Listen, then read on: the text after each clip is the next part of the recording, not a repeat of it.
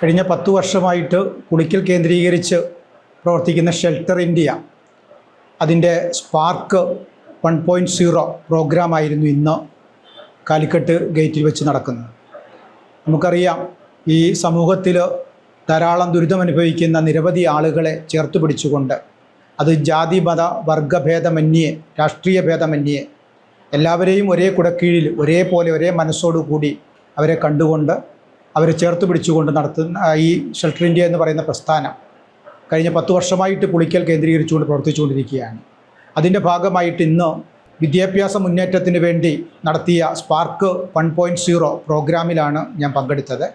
രാവിലെ തുടങ്ങിയ 4 സെഷനായിട്ട് ഇവിടെ പ്രോഗ്രാം ഉണ്ടായിരുന്നു. 150-200ഓളം കുട്ടികൾ ആ പ്രോഗ്രാമിൽ പങ്കെടുത്തു. വളരെ നല്ല ഒരു പ്രോഗ്രാമായിരുന്നു. അതൊരു സെഷൻ ഞാനും കൈകാര്യം ചെയ്തിരുന്നു.